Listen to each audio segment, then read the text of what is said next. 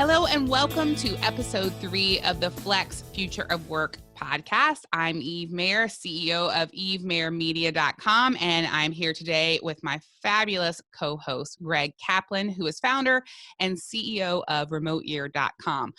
Today, I'll admit it, Greg is like super pumped about this kind of star guest we have, who is Raj Choudhury, an associate professor at Harvard Business School, whose research focuses on remote work and how location and geography affect productivity, innovation, and career outcomes of knowledge workers. So before Harvard, if that's not good enough, he was also working at McKinsey and Company, Microsoft, and IBM. Welcome, Greg, and welcome, Raj. Great to be here.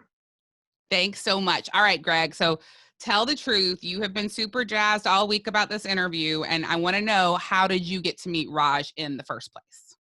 It was a funny happenstance, actually. Someone on our team is friends with or cousins with somebody who works with Raj, and said, they just started at Remote Year, and they said, you have to meet Raj. He's doing some really cutting edge work around remote work, around work flexibility, and also around location independence. Raj and I had a quick intro call. We met each other, we talked about it, and it just felt like from the moment we connected, there was magic there, and we're kindred souls with a very strong belief.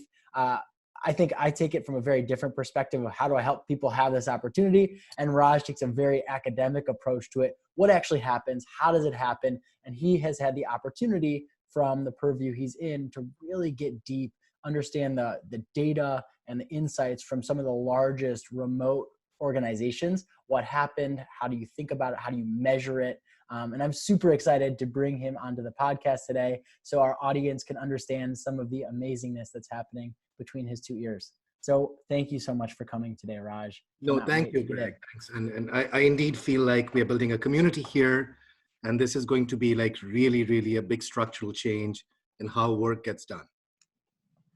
Well, Greg, thank you for filling us in on how you guys met. And it sounds like we're all connected here. And Raj, I've heard all these things about you, and I typically consult companies, small companies, big companies, mid-sized companies, kind of at that intersection of marketing and company culture. And I think we hear so much online about what workers want, but so often we don't have open discussions about the fear from the employer. How do I do this great culture? How do I treat my people well? How do I really make sure I'm connected? How do I know what's going on? So our goal has really been to explore both of those sides. So Greg has really shared with me that you have done this survey, and it was a survey on flexibility in the modern workforce.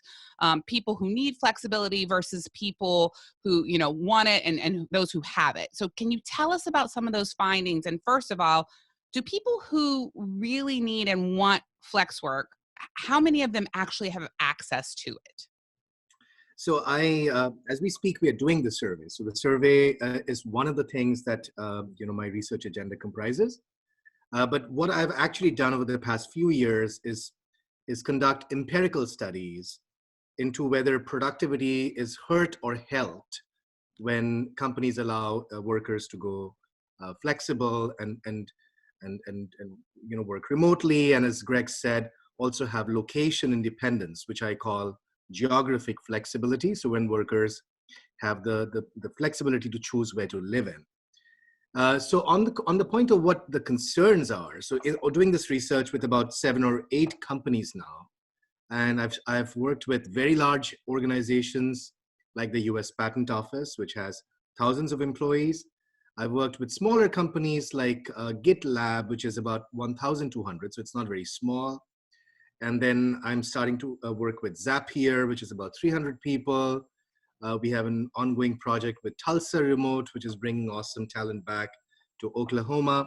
So the concerns that I've heard at the employer side, you're totally right. There's a lot of latent demand from workers to do this, and I can talk about that later in the session about why people want to do this. But the employers have been skeptical, and it's a historical thing, right? So if you think about what happened with Marissa Myers at Yahoo, or how IBM pulled a plug on remote work. And I guess the 2 or 3 things I've heard, the first thing I've heard is shirking. There's a lot of fear about shirking. And even at the patent office, there were like shirking concerns. There was a big Washington Post article about this around 2013.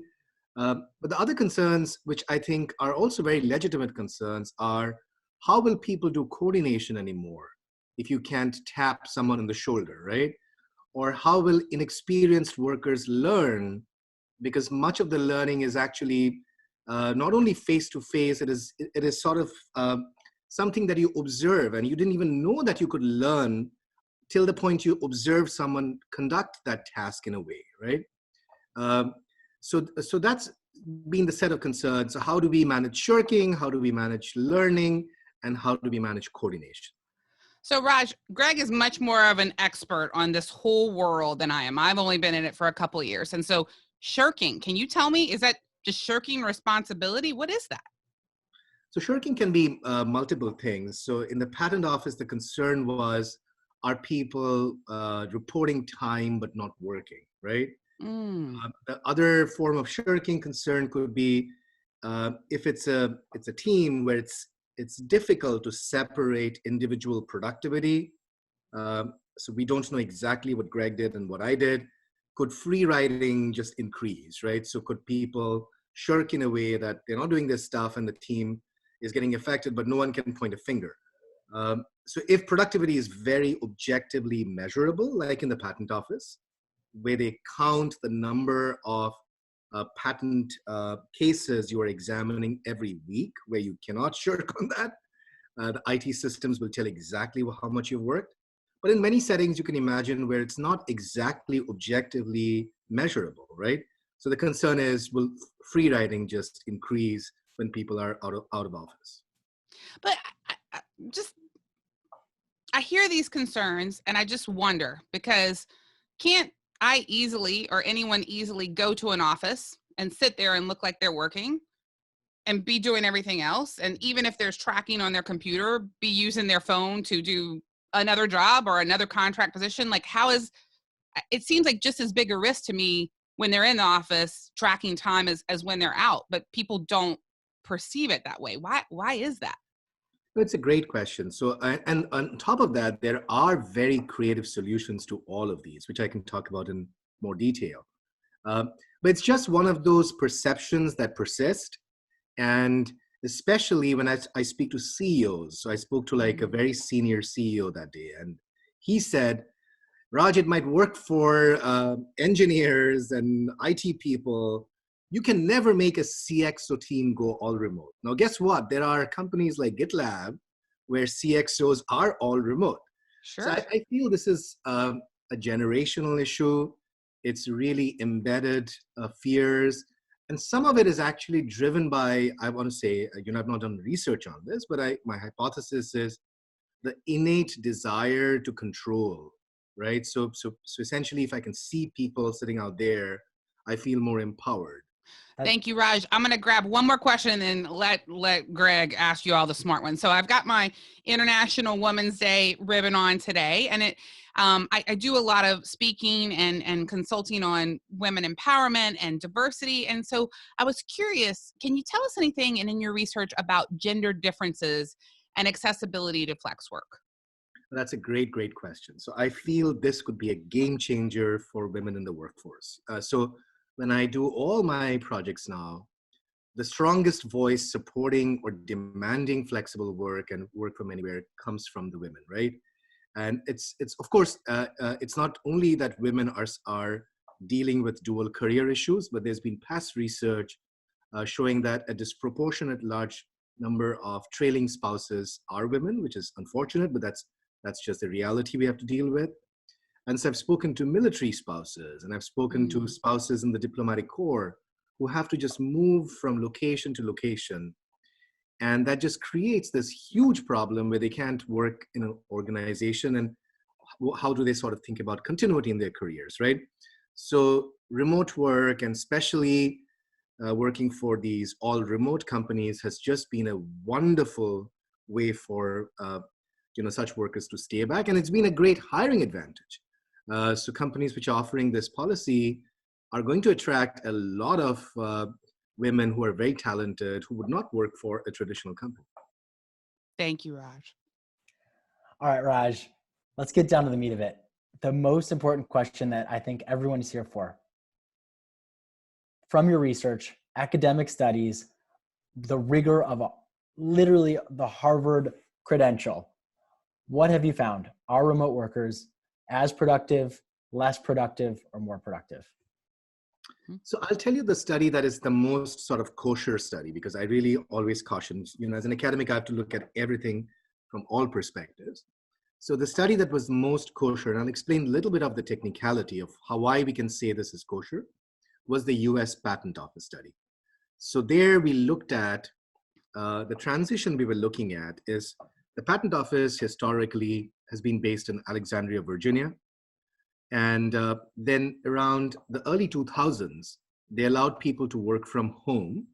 But the condition was you had to come down 1 day a week to Alexandria, Virginia, which obviously meant you could not be living in Florida. So what people typically did was came on a Friday, stayed back over the weekend, worked in the office on Monday, and then spent 4 days a week, every week at home.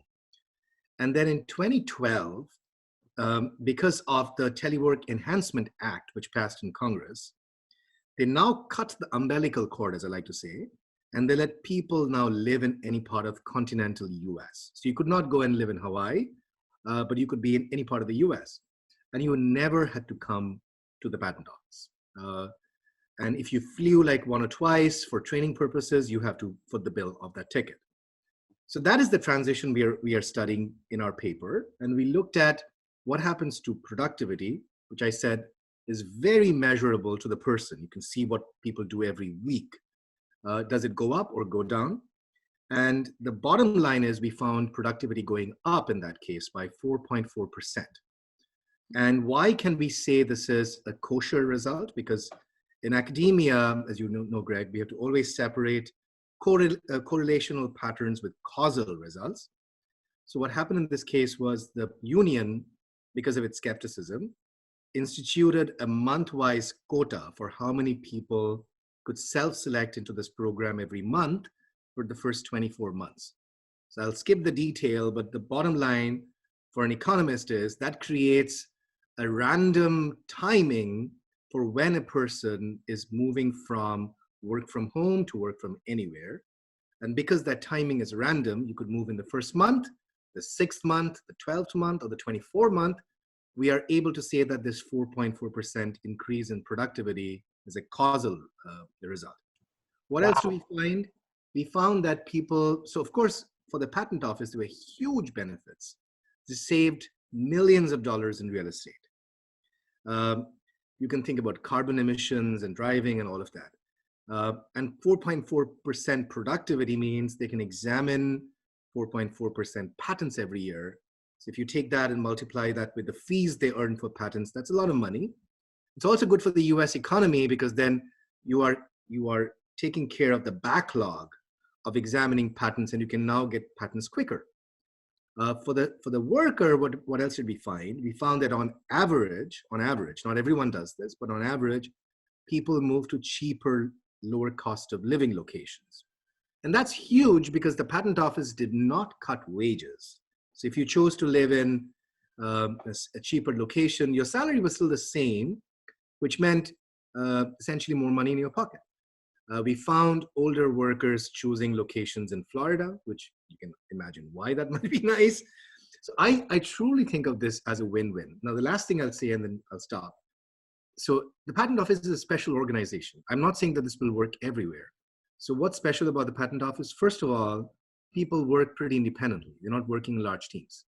So I examine a patent, I stay with the docket for the period of time I examine. So independence was huge. They also only allowed this if you had spent 2 years in Alexandria, which meant that you had a social network inside the company. So if you needed a prior art or some advice on something, you could call that person on some online tool and say, hey, can you help me out, right?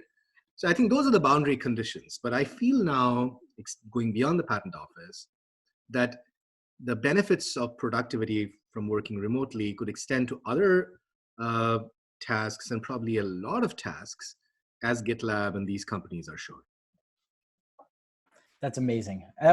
That's first of all incredible. 4.4% is huge, and it's so cool to have such a large data set that has the right kind of integrity for you to actually examine it that way.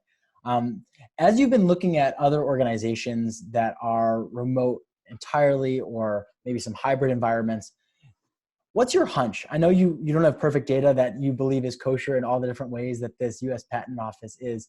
Do you believe that that trend of being slightly more productive in a remote environment would potentially hold across other different environments? Or do you think that is maybe more of very situational experience that the Patent Office had? So I'll say a couple of things. I think the first thing is we've had like a lack of robust empirical evidence on this for many, many years. So Nick Bloom and his colleagues did a wonderful experiment in the case of a Chinese call center. And now we have our US Patent Office studies. So they're just two studies, I would say. But now the coronavirus event is just creating this natural experiment where I'm hoping that we'll have a bunch of studies in the next year or two. So I'm doing like 3 studies as we speak. So you can talk to me later this year and I'll tell you more about it. So I'm doing a study with a Chinese company, and then I'm doing a study with a global company, which has offices in China, Italy, and all the places that are affected. And then I'm doing a study with a Manhattan company, and these are very, very detailed studies. So we'll have more causal results in a year. What I think, so my priors are the following. I think whether productivity will go up or not critically depends. I think critically depends on the kinds of organizational processes you use to manage asynchronous communication and to sort of document stuff. Because you have to think about productivity not only as the individual productivity, but as the team productivity as well. So maybe people can get individually more productive, but maybe the team will feel less engaged. So I feel there is a lot of thinking which GitLab and Zapier and Seek and these companies are showing the way forward of how to manage the team level processes and how to manage their synchronous communication and how to document things constantly so that if I go to that document, every company has a document, but in most cases, those documents are incomplete, they are sometimes misleading, and they're definitely not updated in real time. But if you're working in a remote team, you would want, so I would want Emma to exactly update what she did, and I can wake up and then I can read the document and I know exactly where she is, so that I know what I need to do, right? So I think that asynchronous communication is critical. And it's also critical to make sure people, especially introverts, don't fall through the cracks and become isolated, right? So virtual socialization is going to be extremely key. And once again, I feel that there are new processes that need to be sort of put in place. We can learn from these all remote companies how to do virtual water coolers. The patent office, I'll give you one quick anecdote.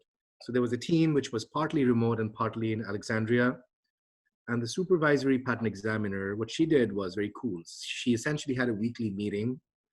And to build that team sort of bonding, she would order the same pizza to be delivered to everyone all over America. And they would be eating the same exact pizza at the same time. So I feel that kind of creativity needs to kick in. And if you do that, maybe you'll see a bump in productivity across the board. But if you take the standard processes to the virtual world, maybe you'll see productivity even getting hurt. So I think it's about how you do this, which will determine whether it's a good thing or a bad thing. 100%. First of all, we had Megan on from HubSpot on the last episode, and she runs their remote team and workplace culture. And she was speaking about some of the exact same things as you were talking about. Number one, having clarified document on how communications work and what the expectations are, she said is huge for them. So that's really cool to hear a very similar trend emerging among some of those other companies. And the other is building culture. She talked about doing virtual yoga, which we were giggling about, trying to understand how a team can do virtual yoga. No one wants to personally see me doing downward dog on a video screen. But it's very cool to see that you're seeing some of those similar trends emerge.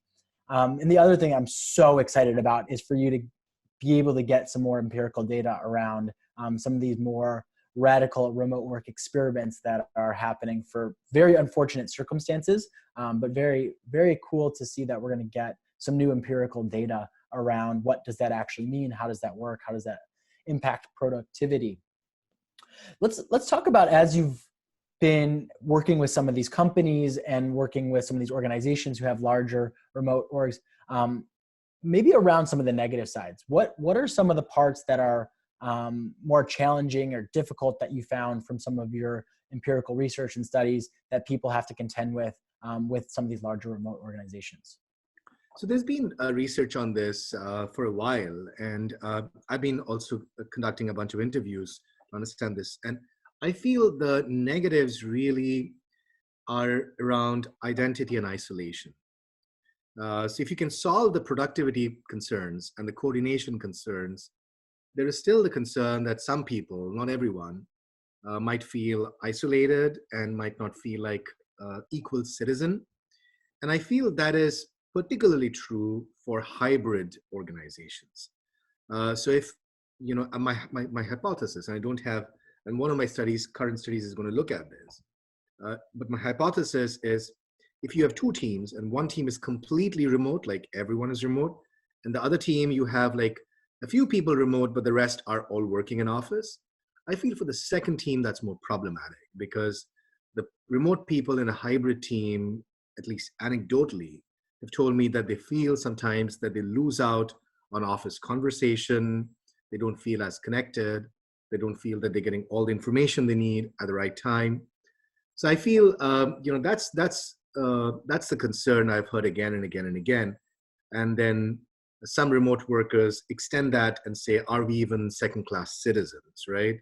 And that's especially true if all the CXOs are co-located, because if you are a middle-level manager, you need resources for your projects. So if your colleague who's co-located with the CXOs can go up 3 floors and knock the door and get attention, and I'm stuck in like some other place where I'm remote and I can't do the same thing, then the concern is that I might be losing out on getting CXO attention. So that's the concern. So I think as these mainstream companies now switch to this model, they'll have to be creative of how to solve this. 100%. Yeah, Raj, I owned a company and went to an office every day. And sometimes we worked remotely, and I had employees who worked remote. And I loved being with those people. I loved the culture. And then I sold the company, and I was a consultant and an author at home. And I was devastatingly lonely, felt very depressed, and had to find consulting work where I could build relationships and go into an office every day, because I didn't ever get to see those business results happen.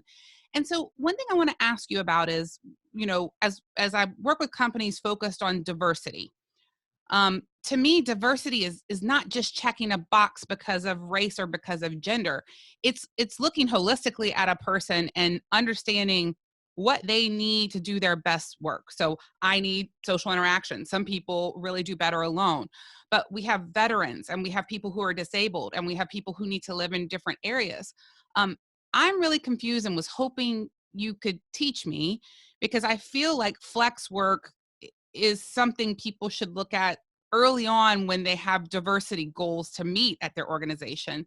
So is there a connection between flex work and diversity in the workplace? And what advice can you give to companies who want to move their workforce to a more diverse environment?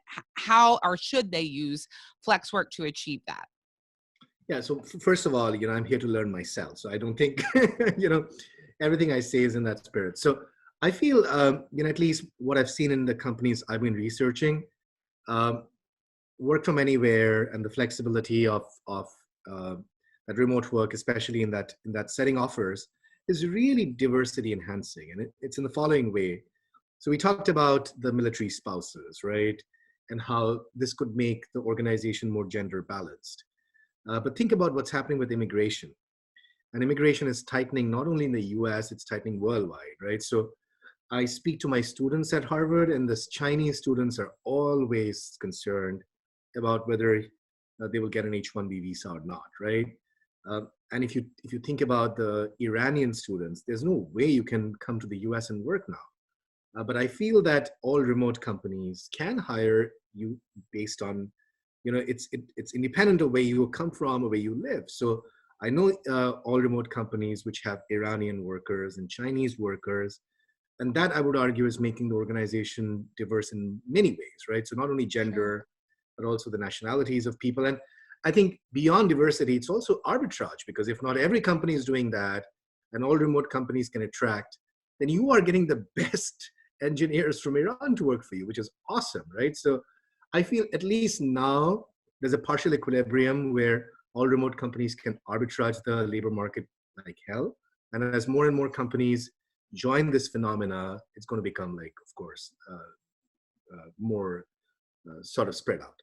That's so interesting that you say that. I think one big part of remote work that obviously we're focused in on is productivity. The other huge part is recruiting. Do you have any empirical studies or data that you like to pull on that you've learned throughout your investigation over the last couple of years around remote work, around some way to quantify the benefit around recruiting or around attracting talent, or some way that you've thought about framing that up from a statistical or empirical perspective? Yeah, so I am looking at that. And so in the patent office, we've done some early analysis, and it's not like buttoned down, but I can share the early analysis. We actually collected the colleges they recruited from before and after Work From Anywhere. And at least the early analysis, I'll qualify that, is showing that the geographic footprint of the colleges increased. So they were now recruiting from colleges that were more distant.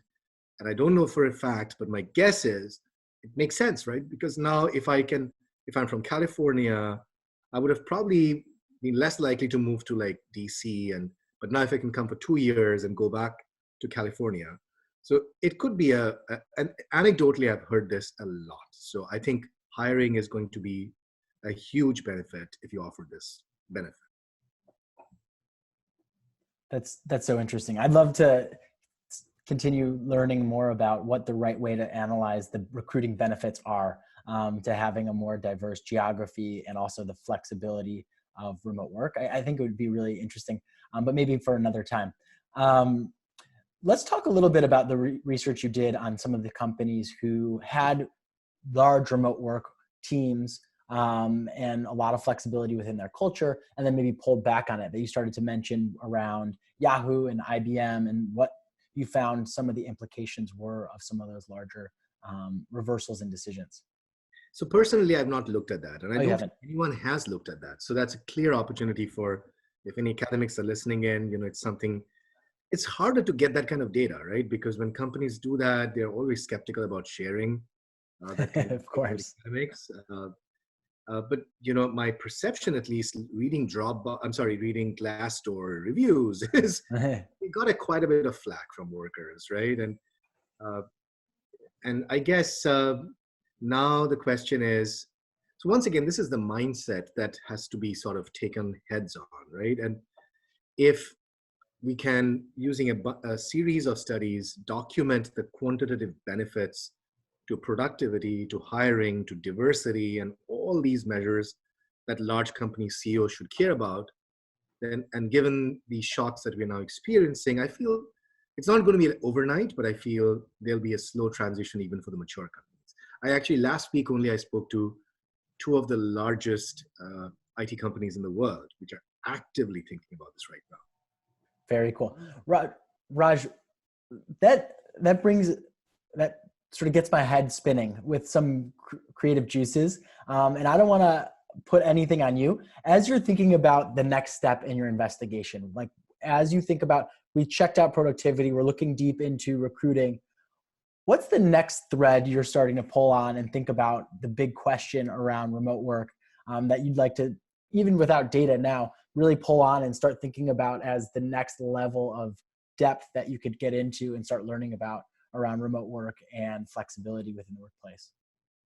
So I'll tell you what I'm working on right now. And, we should stay connected and we should talk like in a few months. So my immediate the big question in my mind is, given this coronavirus shock, which is unfortunate, but it's what it is, and what companies are doing about like transitioning into this remote work model, we're going to study a lot of constraints, and we're going to study what processes are becoming the constraint. So that's the first thing I want to study. So if you take a physical company on to a virtual world overnight, then which processes start breaking, right? So one thing I've been thinking of is, people are now doing Zoom calls for everything. So, but if you try to replicate every physical meeting with a virtual meeting, then you'll be doing lots of virtual meetings, which may not be necessary. There could be some companies that smartly understand that and move to more asynchronous forms of communication. The second thing which is top of mind for me is from the worker side, there's been latent demand, but there've been some people who have been unsure about this, right? So but now you experience remote work, or you're forced to experience it. So the empirical question in my mind is, what fraction of workers now will like to permanently transition to this, right?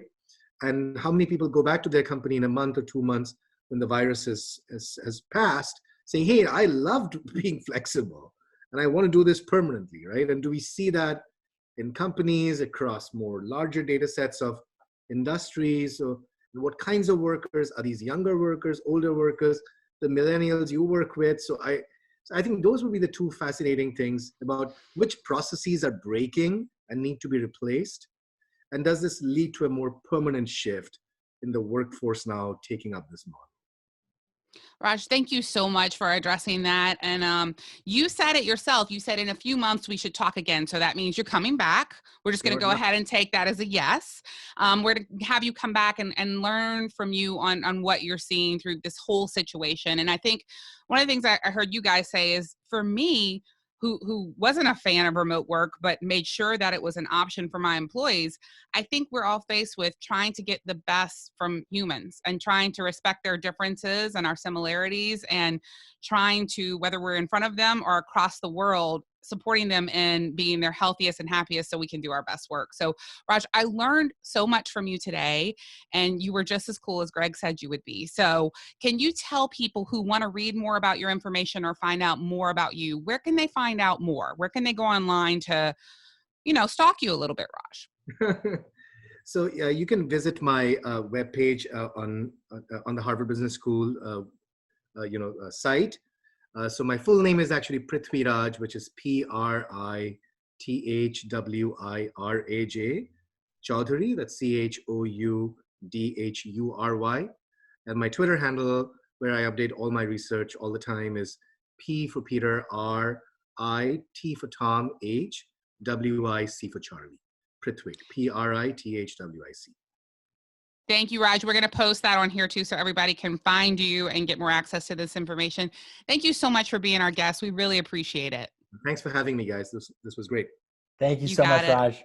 Yeah, take Guys, care. thanks so much for being with us at Flex Future of Work. We will be back soon. If you want to check out my company, go to evemayormedia.com, and you can also check out Greg's company at remoteyear.com. This has been Flex Future of Work, and thanks so much. Bye, y'all.